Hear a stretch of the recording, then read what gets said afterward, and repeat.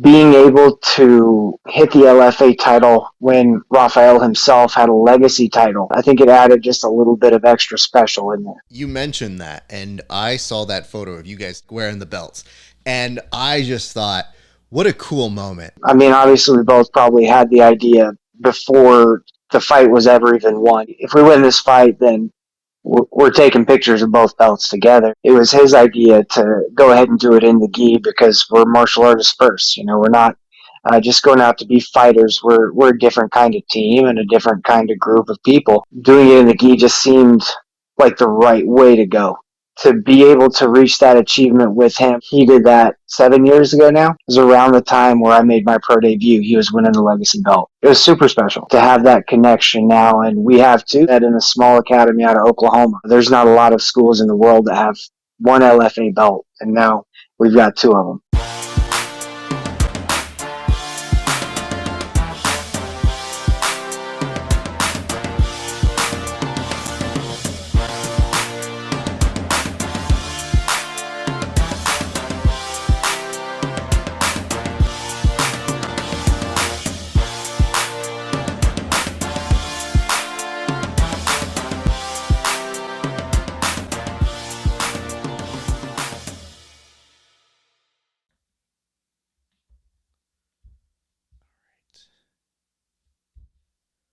Hey, what's up, grappling fans? It is your friendly neighborhood BJJ podcaster, Rafa Esparza, coming to you with another great installment of the Grappling Hour. And let me tell you guys, we have a monster of a show for you today. So, before we get started, if you're watching this and you're not a subscriber, and I don't know why you wouldn't be, we ask that you go to our special page, which is HY.PAGE/grappling hour, and become a member of our show. If you want early access, which is 30 days before anybody else in seeing these interviews, all you have to do, go there, subscribe, become a member. But if you want the premium stuff, and I'm talking that good premium, I wouldn't know what cocaine tastes or smells like, not my bag, but I assume it's cocaine for grapplers. Trademark that. Now that I think about that, that's a good thing. Anyway, what I'm trying to say is we have premium content on there, and one form of premium content you'll actually be seeing with my guest here today. But my guest here today is a friend of the show. Now, he should be an enemy, and I'll tell you why. Because he fights, and that's not the problem. The problem is that sometimes I ask him to cut a good pro wrestling WWE BJJ video, and he's too busy doing that. And I think to myself, should I give him shit for this? Yeah, he punches and kicks for a living. Looks terrible. But it's not without reason. Because my man just won an LFA title at the 155 division recently. And I gotta tell you, if you're not gonna do a WWE BJJ video, you better go win a title. Because legitimately, that's the best excuse you can have. So I wanted to talk with him. I wanted to celebrate with him because he's always sending us good notes. We've always got a great back and forth. He's a brother out of, that beautiful Midwest area that when we did our last interview together, he's so kind, so courteous. I root for him always. And there's nothing more special than seeing our guest today, Mr. Aaron McKenzie, take home a title. Please welcome Aaron himself. Aaron, how are you doing, sir? I'm doing great, brother. How are you doing today? Beautiful. Now, okay, where did the dog go? You had a dog 2 seconds ago, right? Barnaby. Where is Barnaby? Yeah, actually, I think he's trying to go outside. He wants to go outside. So he was coming to get your attention to be like, hey, before you start this interview that you might be a while with, can you let me outside? So this was a false sort of looked like he was going to be making an appearance on the show. I was excited to spend 10 minutes talking to your dog. Yep. Nope. He's fly hunting now. Listen, he's got very business things to attend to at this point. How old is Barnaby and what kind of dog is he? Because people didn't get to see him a few seconds ago. Barnaby is a pug chihuahua, and he is probably about 8 years old now. Okay, because I have a pug zoo. So I have a bout full of energy, and you don't know this, but you were kind enough to give me a few minutes to get my shit together. But I have to trick the dogs to giving me time to do this interview. And with a pug zoo, there's nothing but energy. So it's just her being like, hi, hi, hi, hi, hi. And I go, So I don't know how you do it. Do you have a lot of energy with Barnaby? Because it seems like a high stakes sort of kind of thing when you have that kind of a dog. So Barnaby's pretty chill. He's pretty laid back, but we also have Blaze, who's his 5-year-old pug sister, and she's the most athletic pug I think you'll see. She's all over the place, runs, jumps, does crazy stuff. That's amazing. Well, you have two dogs then, right? Yes, sir. All right, beautiful, beautiful. Or as I tell them to my mother-in-law, those are your grandchildren. So Yep. enjoy them, for they are amazing. But here's what I want to say to you. All right, so stoked! Congratulations to you, sir. Couldn't have been happier to see the great success that you had at LFA. We're going to talk about that in a separate interview and break down that bit by bit. But what did it feel like to capture that gold? Honestly, it felt amazing. You know, like I've won a lot of fights at this point in my life, and I fought a lot of great dudes, tough guys. And then that one just kind of felt like the culmination of something. You know, it felt like all of that work. It meant something. It meant something more than just learning how to fight, learning martial arts. Um, it was a little bit of like an achievement award kind of deal, and it's just it felt really, really great. To be completely honest, as weird as that is, it felt amazing to just. I don't know if it was like a weight was lifted off my shoulders or something like that, but it was really hard to describe. Like after they announced it and it was done, I was relieved, and just I think I was just overwhelmed. I think in the moment and looking back, like as I've seen it now, I've seen the video of it. I definitely there was like a little bit of a release afterwards to where like okay, I can breathe now. Why do you think it felt like that? Because you talk about the culmination, and I think what could be happening here. Your record's pretty good. I don't want to say any spoilers. I don't know anything, but it's not uncommon to see champions of that organization go on to other places. So you do know that is part of the trajectory. But when you talk about that, you kind of are alluding to the fact that it could be, a nice bookend moment for a chapter. Even if it's not the definitive part of your experience in LFA, it still feels like, oh, you know what? That part of the journey has a nice little beginning, middle, and end, and now you're going to embark upon a new journey, whether you stay there, go somewhere else, go to the UFC, all those sorts of things. So that I can understand. But why the weight off of the shoulder? Is it weight that you're putting on yourself, expectations you're putting on yourself, or just the idea of like what seemed impossible so long ago has slowly turned into that reality with all of your hard work? No, absolutely, it's a little bit of both. Just like you were saying, it it feels like I've been doing this for 10 years now, a little over 10 years, um, and seeing all of that hard work come together and pay off. Like if you go back through my record, I've not fought a single loser. I've fought, I think my last 3 or 4 opponents are like 10-3, 9-1, 8-3. They're all those records, and the rest of my record is the same way. It's all appropriate guys, 5-1, 6-1 when I'm in there, undefeated guys, and then to have Clay on there now as well, who is just from, I mean, one of the greatest fighting families and fighting names of all time. To have that as well, it's it's definitely something special as far as I'm concerned. And then being able to hit the LFA title when Rafael himself had a legacy title, I think it added just a little bit of extra special in there. You mentioned that, and I saw that photo of you guys taking both of your belts, like wearing the belts, and I just thought, what a cool moment! Like think about how many people do jiu-jitsu and maybe think that's going to be the only path they take. And then they're willing to embark upon this dream that does seem very difficult to achieve. And yet within that gym, you have two of those kind of champions who, one of whom already had established this wonderful thing in jiu-jitsu and paved a nice pathway for so many people in MMA to be followed by jiu-jitsu athletes. So when I saw the two of you, I just thought, whose idea was that? When did that come together? And what did you feel when you were kind of taking like that photo? Because to me, it looked dope AF. Now, so it was absolutely his idea.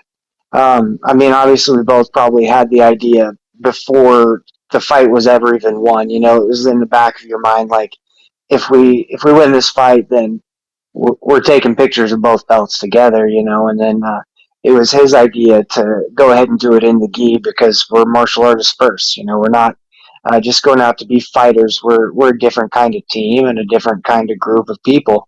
Yeah, we fight, but we are martial artists first, and that's the entire thing.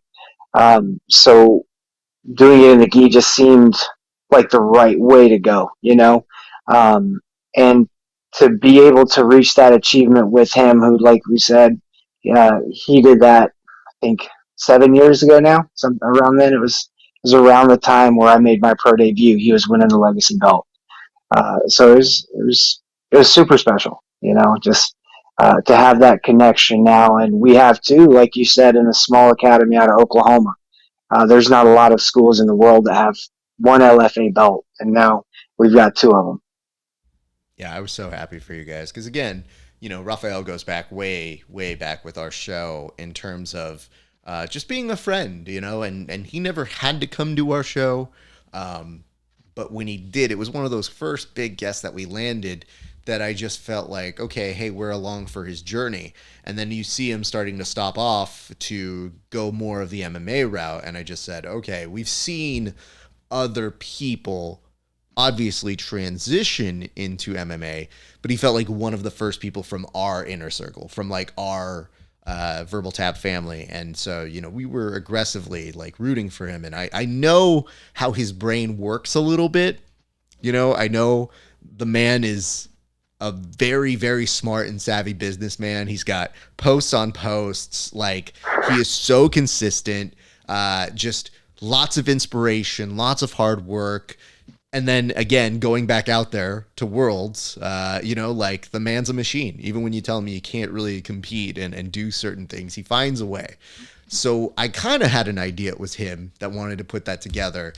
But it's also one that what I'm picking up from in you describing it is that maybe it was part of the visualization process between the two of you. Like he said, oh, hey, keep this in the back of your mind. This might be something cool to do, which to me is almost just as important as good training, is having a instructor who can visualize that with you and can tell you, like, picture us doing that, because you don't think that matters, but it helps set you on that goal. So I guess, is that part of his visualization process? Is he a visualization coach? Because I don't know that. It's just something that I see from the sidelines. No, absolutely. So he is huge on visualization, and he's mentioned it a lot in the past. But when he was fighting for the Bellator belt, he kept that picture of the Bellator belt in his training bag for the entire fight camp and saw it every single day, and told himself. And I think he set an alarm in his phone for after the fight, like, "You're Bellator champ." He set that. He had that goal, and he pictured it every single day, and he went out and he did it. And having that and him sharing that with me, I did the same thing. I had the picture on my phone. I was waiting. I had it marked down like on April 9th, you're going to be LFHE, and so I was always waiting. I was always ready. I was always putting in that extra effort just to make sure that I was going to achieve this goal. I'm glad to hear that. And I don't want to take away from anything right here. But is that motherfucking Barnaby right there? He's back. Okay. Barnaby is adorable. I love this dog. Tell me something about him that is interesting that maybe is not applicable to other dogs. What makes Barnaby unique? Let's try that. So for one, he's always got a tooth that hangs out. He's got a little snaggle tooth that gets caught, and he's always smiling. We've got pictures of him around the house, and it's made up with his tooth hanging out. It's actually, I think, hanging out now. But so he's got the distinctive tooth, and then he usually has one ear up and one ear down.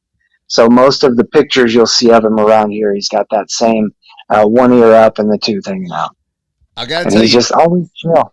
Barnaby is made for internet television because look at this. It's championship presence. Like even more so than you. It is definitely letting you know you're lucky to have me. My people didn't want me to do this, but I just insisted on being here and making an appearance.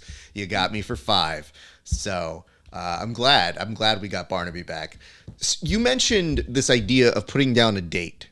So, if we're going to give the full context of how this all came together, I do have to acknowledge the fact that you had, start and stops. So one of the last experiences that I saw was I was excited for you to get something on paper, and then that fight fell through. Was that the only fight that fell through back in January, I think it was? So that one was the worst one, but there was probably 3 or 4 more before that. I had some possible short notice misses that just didn't work out for whatever reason. Then I had an offer to fight Eric Gonzalez for the LFA belt back in October in California. And then he got called to the UFC 2 days later. And so that fight didn't work out. Then we couldn't make anything else work out with a different opponent. So they finally were able to get me set up for a show in Dallas against another guy from California. That dude ended up, and this was the most notice I'd had for a fight since COVID happened. We had, I think, 8 weeks, 7, 8 weeks, 6, 8. It was a lot. It was a full camp's worth of time for the first time in a long time because my other LFA fights were 3 week notice. So this one we had a full camp set for 155 was not an issue. We even asked because he didn't fight at 55 in his fight before that, so we're like, "Are we sure he can make weight?" They said yes. They assured us, "Yeah, he's 55 or he can make weight." Then we get to Monday of fight week, and we get a call late Monday night, and they're like, "Hey, we don't know if he's going to make weight. The rules in Texas are weird. Would you do a catch weight?" So I told him, yes, I'll do 160, because I wanted to fight. I hadn't got to fight in 7, 8 months at the time. And so I was ready to fight. I wanted to fight this dude. And so I was like, yeah, I'll go all the way up to 160, whatever, not a problem. So then we carry on thinking the fight's going to be at 160. And I told him the whole time, I was like, I can make 56 no matter what. And so we carry on thinking, all right, well, we'll probably fight at 160. So the next night, Tuesday night, I just finished my run and practice and everything. And I'd just gone from 172 to 168. And they called me and they're like, hey, the dude's not making 60. Can we do 165? And I was like, what does he weigh right now if he wants to fight at 165 in 2 days, And they were like, he's 172. And I was like, I was 172 an hour ago. There's no way that he's 172 and he can't make 160 in 2 days. So I mean, right there that was a pretty big warning sign that he was not going to be making it. Um, and I told him absolutely not. I wouldn't do 165. Like I'll do 160 because that's an entire weight class at that point. And if he's cutting to 165, how big is he going to be in the cage? How much bigger? And he had a really wrestling heavy style. So that extra weight, and he knows it's good for him because I looked back after the fact and I think he missed weight in half of his fights. We didn't look at it before that, but going back through, he missed weight in half of his fights or fought at a catch weight. So then Tuesday night, we go on. We still think he's going to come. We still think he's going to show up, and we're just going to have to fight him missing weight. He never got on the plane the next day. And LFA, it was already Wednesday of fight week in Texas. They had to have the paperwork in, so they couldn't get anybody short notice. So ultimately, I took a hit. All my friends, my family, everybody that bought tickets, they were out. I didn't get to fight. I just went through an entire fight camp, and it was all for nothing pretty much. Um, LFA wanted to book me back as quick as possible. It just nothing worked out for a little while longer.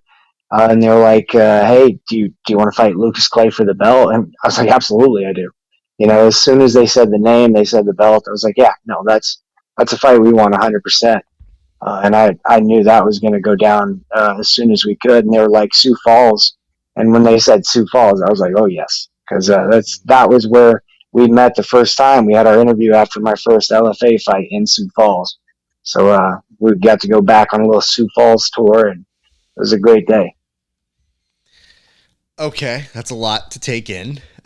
Because it's funny. You and I, we shoot messages back and forth here and there, and I had forgotten about Eric. Eric is a friend of mine. I've trained with him off and on. He's again somebody I've interviewed, and it's such a small community that when you see somebody like him and you get paired up, I go, that is a good fight, but not for me. Like, I love these guys. I mean, obviously, one can go a little bit further with a win like that. That would be good. But, like, for everybody else, I go, stylistically, it's good. Height, weight, good. Eric's a professional. He'll show up, which I'm sure, especially at that time when you're trying to pair somebody together, it's a two-way dance. It's not just you doing your job. It's you having to depend on somebody to make it and do that so that you don't get your hopes up and sort of that same heartbreaking moment where they tell you, hey, listen, can you go up, and you agree to do that, and you go, can you go up again? You go, we're not fighting in this weight category. It doesn't make any sense. So I completely sympathize with you. And honestly, I think you did the right thing. I think that you saying, I'm okay to go a few pounds up for a catch weight, but if we keep allowing this guy to go back up, it's not at all fair to me. Like, you're inconveniencing me for the sake of taking a fight when you know that you're just right at that level to be fighting for what is truly a championship. So anything short of that seems unfair to you. And guess what? Paid off. So when they told you that this was coming together, obviously you mentioned you had 8 weeks, and you said this is the biggest camp you've had since COVID. If that's the case, what made that special to you, and what were you able to work on during those 8 weeks that you believe made the factor so that you could get the win? Um, so I've got a great team. I've got a great set of guys that are coming up. A lot of them are upper tier AMI. They're about to go pro, and then I've got a couple of veteran guys that have been around for a long time. So we've got a great mix of styles and a great mix of people. And just having them there to push me to continuously work off of my back, work getting up. I'd seen Lucas before, and I looked into him doing the stupid choke. And so I spent a lot of extra time on Wednesdays with my buddy Troy, just trying to figure out how to get into it, how to get out of it, where it would be the most successful, where he might end up in there from. Because I knew that if I'm on top side, he's not going to just get it from side.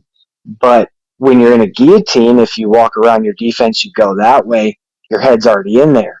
So that was the only place that I was concerned about him finding that choke, is because he did wrap the head a lot, and he'll get in there, he'll sit on it.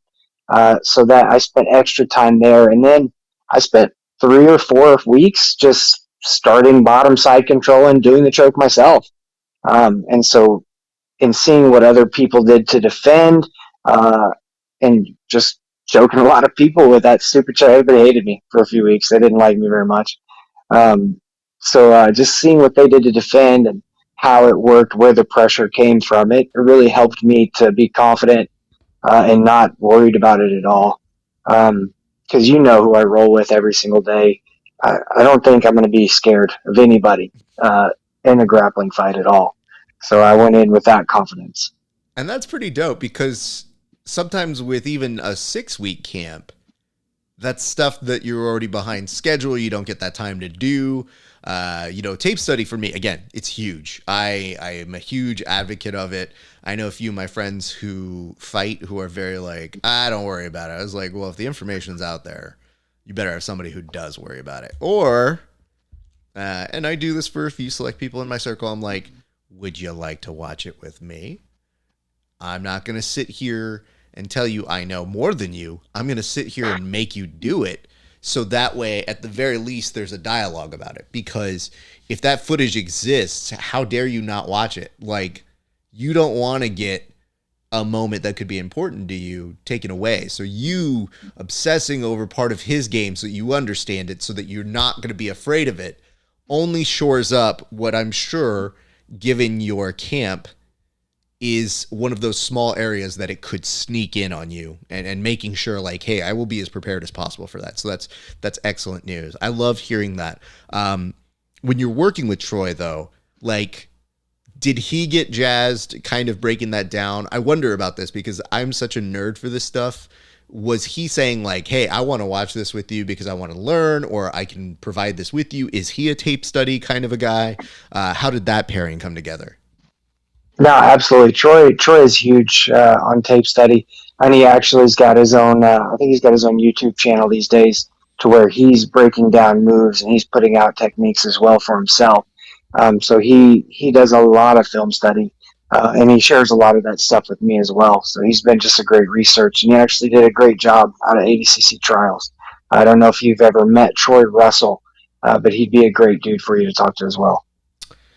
He's my Well, main training partner. Rafael makes fun of us all the time because we do, because of you, actually, in your long rounds posts a while back.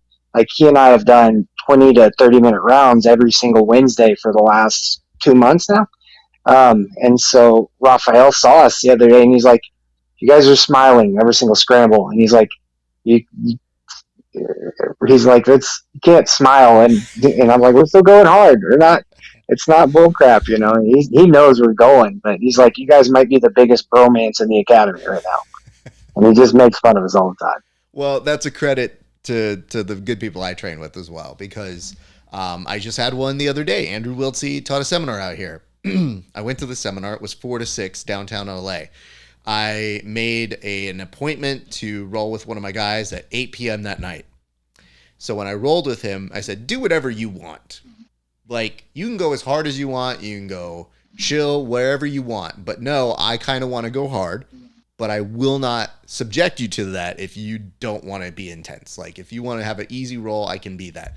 And I've seen this dude say to me recently, he's like, I really want to roll harder. And I was like, well, I'm a guy who does not get hurt when I do this sort of stuff, and I don't injure people. So I can roll for an hour and be pretty good and match your pace. And all I was doing that night was hitting the Wiltsey passes that he was showing in his seminar. And it became so valuable to me because I might not get that opportunity to do that in a 6-minute roll where you're trying to maybe win the round. And even if you take the hit of, I'm going to work technique, you don't necessarily find where it's the most applicable unless you're going for those hour-long rounds or doing whatever. So for me, I love them. They teach me a lot of stuff. And at the end of it, I look at the kid, I go, what'd you think? And he goes, yeah, that was fun. That was dope. I go, it's fun. It's just, don't do it with an idiot. That's the only advice I tell people. You got to pick the right training partner, and there should be, and I know people say this, but no egos allowed. Like, I tell them, I'm like, dude, I'm rooting for you to tap me because I need you to make me better. And conversely, when I started with him, I go, hey man, are you good rolling for I said a full hour. I was like, you good rolling for a full hour if I don't put on a clock? And he goes, yeah. And I was like, okay. So the first thing I do within the first 2 minutes is submit him just to be like, are you sure? Because it might be a long hour if I just did this. And he goes, yeah, I'm good to go. And I go, all right, that's the right answer. Also, let's point out the originators of this. One of my first interview experiences, I definitely remember Lovato saying he would, him and Shanji would have those hour-long rolls where, you know, sometimes you didn't even know. And as a kid, I couldn't conceive that. Like, when I was younger and he was saying it, I go, I can't see myself doing it. Now I'm doing it. It's just, I make sure that mine has purpose for me in the way that I know he has purpose for him. And that when he has somebody like Shanji, when they lead their different lives and they come together, it's like, no, I really want to take advantage of having this kind of a training partner. So that's really dope. I'm going to try and find Troy's thing. I might have seen it. Does he have like dark hair? Like in a little box and break it down the ADCC stuff? Yeah, I believe so. Okay, I think I saw one of his clips. Did he talk about, was it Andy Varela? Was that a clip that he was going over? I think Varela shared something, and I wasn't sure who that was. I'm not sure exactly, but I know he had, I think, one of the fastest submissions at trials. He got a cool little outside heel hook that got shared pretty good. I actually think one of the leg locker sites shared it just the other day. But so I'll send you his information later. Please do. I would love to keep up with them. I try to keep eyes on everybody, so it's hard because now so many more people are making content that like sometimes I look around and I'm like, hey kid, look around one day and you're gonna be a thing. And I go, oh my god, they have way more people than me. Like they've got a TikTok following that I didn't even know, and I go, oh shit. So I just try to be friendly and know everybody. So I would definitely love to see that, especially a fellow tape study nerd. Those are my people. That's my tribe. We're going to break down the fight in a separate video, but what can you tell me that you learned about yourself in this fight? Because going those championship rounds, it's grueling, it's tough. You obviously came well prepared. A split decision win is always nerve-wracking, but one where you feel confident that you did the things that you needed to do. So with all of that in mind, what do you feel like you learned the most in this fight? So as far as the thing is, as far as things I learned the most about myself, I knew that I've always been a cardio guy. Cardio has been important for me forever. And I knew I could do 15 minutes hard. And in the academy, I could always do 25 plus hard. Being able to actually go out there and do it when you're fighting another dude with an amazing record who's supposed to be there in this title fight, that's something you never know until you do it. And like I fought title fights before. I beat the Huskic kid, but that was in round two. Like so you're like, can I go 5 rounds? And then at the end of round four, I see myself. I'm not even breathing hard, and I'm just hanging out on the cage, ready to go, waiting. It shows that the preparation is worth it. And Rafael always says, the team was there. You did all the work already. Now it's just time to go and show it. So now knowing that I've got that 25-minute cardio and it can be a high output, because there was a lot that happened in this fight. And we fought everywhere. We fought on the feet. We fought on the ground. We wrestled. There was wall exchanges. There was grappling exchanges. There was lots of scrambles. Um, After my last split decision loss, where I lost just because I was taken down at the end of each round, um, I told myself I was never going to lose being on bottom. And there's a moment in the fifth round when it's really easy to be like, okay, well, I'm down here now. I was down there for less than 10 seconds and I got back to my feet. So knowing that I've got that still 24 minutes into a fight, it's definitely something that I can bank on now. And I will. Like, I'm going to do nothing but have more output and put more pressure on these guys as we go. From my side, it was both thrilling, concerning, joyful, nerve-wracking, scary, you name it. Like I think when I was watching it, because I think I had to watch it time shifted. I'm not sure exactly how it worked, but I remembered being away from people. Like I was at somewhere and then I had to break away because I can't watch this with people. Like I knew maybe I was tape delayed, maybe a few minutes, but I was like, I don't want people to see me. Because if it's somebody I don't know, it's way easier to watch a fight. But I find that if I'm around civilians and it's a casual sort of get together, the more I'm around them, they notice me just make small winces. And they're not like, oh my God, it's just me kind of like looking at a screen, looking down and going like, okay. And they'll be like, what's the matter? And I always feel like they're just asking out of politeness. Like they don't actually care. They're just like, oh, Raph, what's going on? Just one of my guys, he's You gotta take it down. Fuck. All right, we gotta get back stronger. And I'll be like, I'm talking like I'm part of their camp. Like, nah, we gotta work on our hands, man.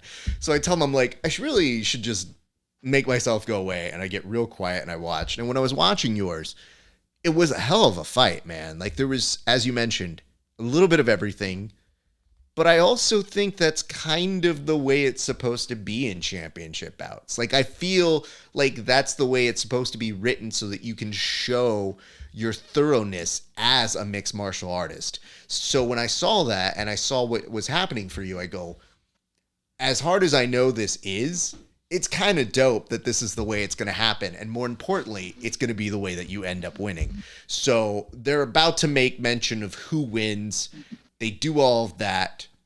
Was there ever any concern? Was there ever anything that you just have in your mind where you go, I don't know. I don't know how the judges see it. So right as they're about to get to doing it, what was going through your head as they're about to make that announcement? So I personally, I hate judge decisions. I hate them. Up until my last few fights, I'd finished every win. And the fights that I lost were close split decision losses, every one. And so anytime I go to the judges, I'm concerned. I'm worried about it because I never know what this guy's looking for. Like I've fought with judges that are like, oh no, wrestling is nothing, and then I fought for judges that are like, wrestling is the most important thing in the world. So you never know who's there. You never know what you're going to get. So as soon as the fight's over, there was that moment at the end that it didn't look great, but none of it actually hit me. And we can look at that in a little bit. But, Rafael sees the stats and Rafael's so confident and his confidence, and he's like, look at the stats, Aaron, you won, you're champ. And like just his confidence and his belief in it gave me a little bit of extra confidence into where I was like, you know what, he's right. I did win. And so I think that helped a lot. Yeah, I think a lot of people know Lovato as this amazing MMA athlete, coach, but not enough is said about Rafael Lovato, the hype man. Like, I really haven't experienced it just in small doses in person, but like when that man has a vision or you mention you've got something, it's a big enhancer. So I can only imagine what that's like as one of his students and one of the people who has him as a coach. I'm sure that that is super amplified, but that's a really cool detail to pick up there.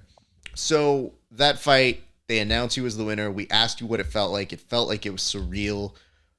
What is it that you're doing to celebrate? What is it that you do to kind of enjoy the moment? Because I tell people, I'm like, you don't always get these moments. Wins can be rare. They don't happen every day. And if you fight, sometimes it's every 2 months, sometimes it's 6 months. So you go in between. And especially for this one, it felt like it kept going on the back burner, coming back burner, coming back. So I'm sure there might have been something that you wanted to do to mark the occasion. And if so, what was that? So my wife and I, we love to go on vacation anytime we can. And so we had been planning a trip to Mexico with her best friend and her mother. And so we had set it up for the week after this fight. Just no matter what, we were going. And so then it got to turn into a celebration. And there's actually one of the guys that works there that follows MMA, and he's really big in the Mexico MMA scene. And so he absolutely, every time we've gone down there, he's always talked to me, always been super cool to me, showed me the people he's trained with. He hooked us up and just made it an unforgettable experience. Like they made a LFA championship belt cake and left it in the room for us. They just went above and beyond. And like he actually ended up holding mitts for me a few days in a vacation, and that was a lot of fun to get to train with him and just to give him that experience and have that experience with him. A lot of people came by and wanted to take pictures, and they just made me feel probably about as special as you possibly can. So I really appreciated that from them. I think that's so dope, especially when you think about the idea that most people on a vacation like that are doing it to get away. And yet MMA is such a vast thing that when you do get away, you do have people who still know you, still appreciate your work. So even when you're like hitting mitts and people are like, "Who's it?" Oh, like that's a cool feeling to have. That especially when people make the detail of making a cake.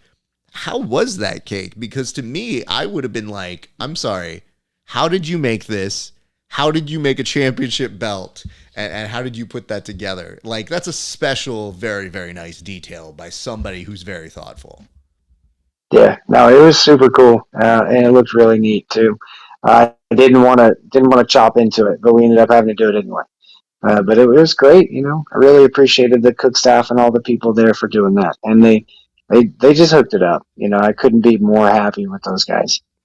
We need we need to talk about this because your demeanor to me is personified by the fact that you have this hat. And I know you as this guy who wears this hat that tells me, like, are you going on safari? Are you going to go outside? Is it going to be too sunny?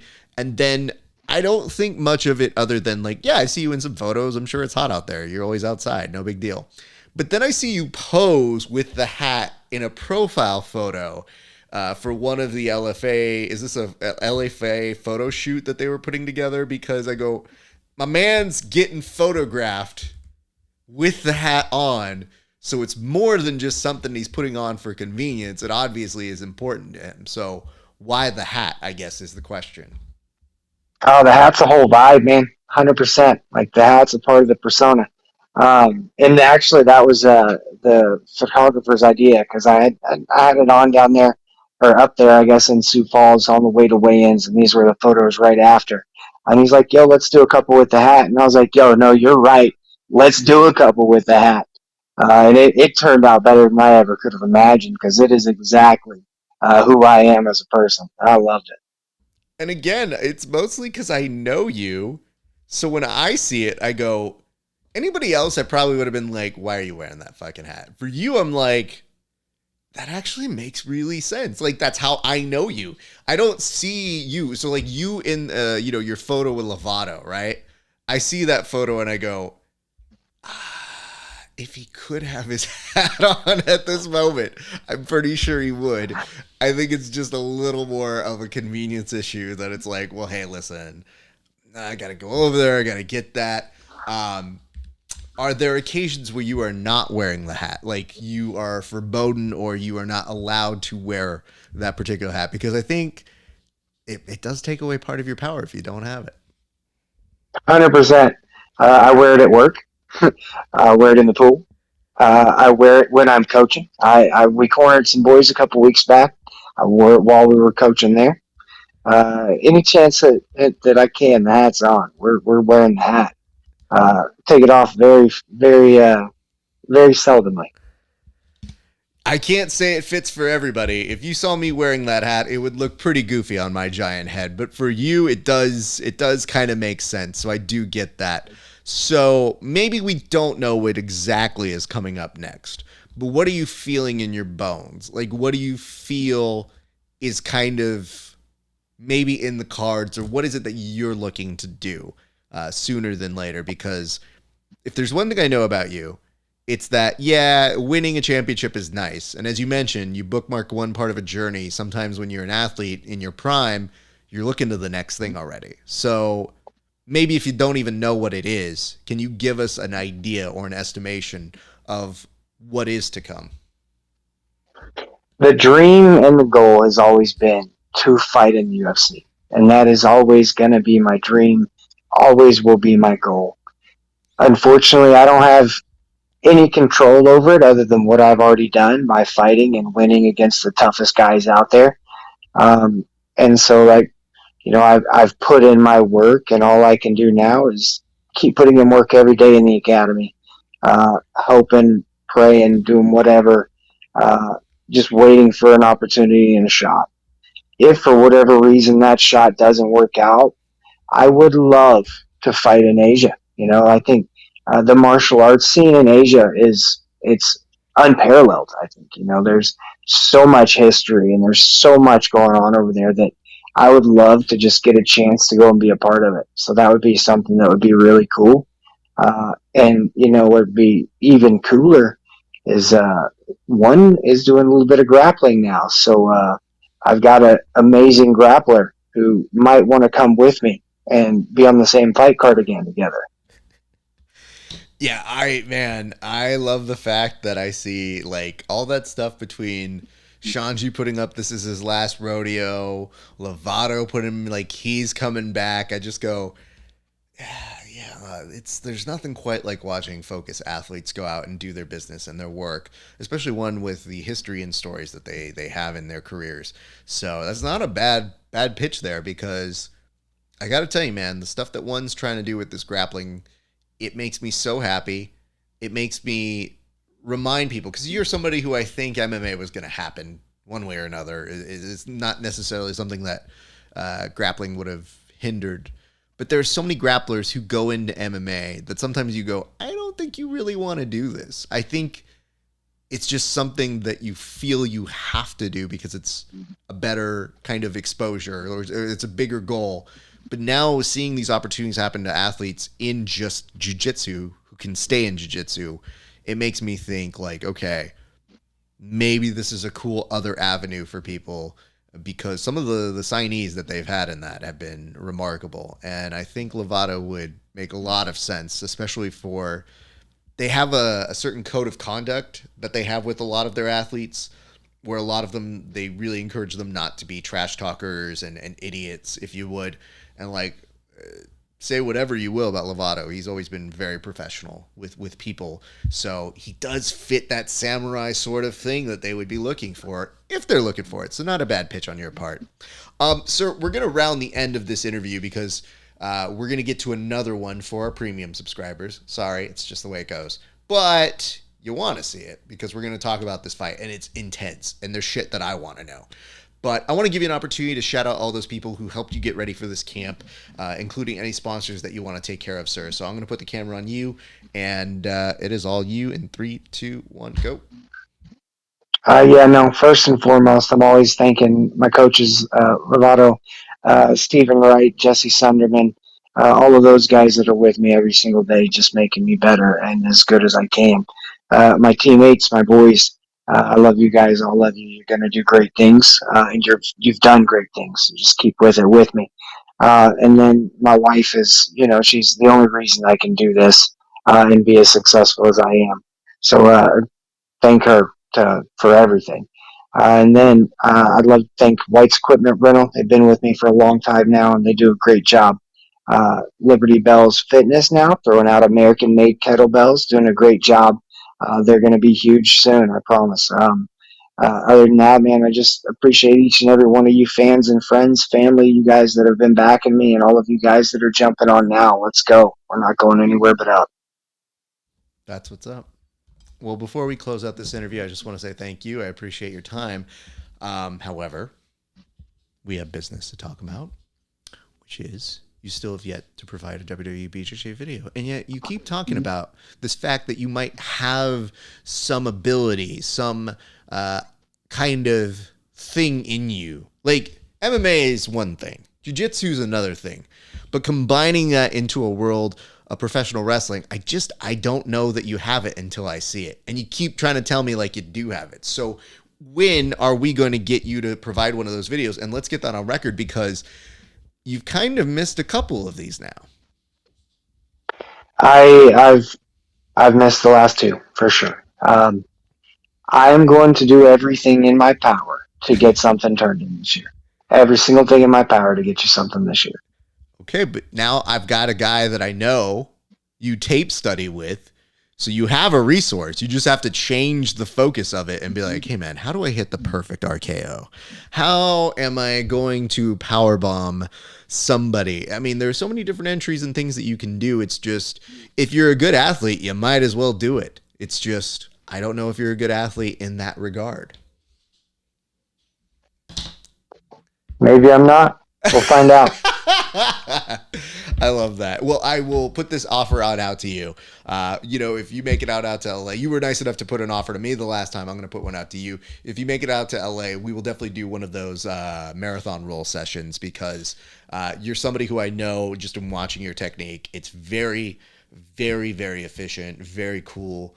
And like you mentioned, you're a cardio machine, and that is something that is terrible for those rounds. But it's not to say it's not without purpose. Every time I see you pulling off stuff in there, I'm very, very happy for you, and I'm impressed with the technique that you're showing. And I know it's just continuing to build. So looking forward to what's coming up next. Thank you, sir. Thank you so much for having me on. I always appreciate you. Appreciate you as well.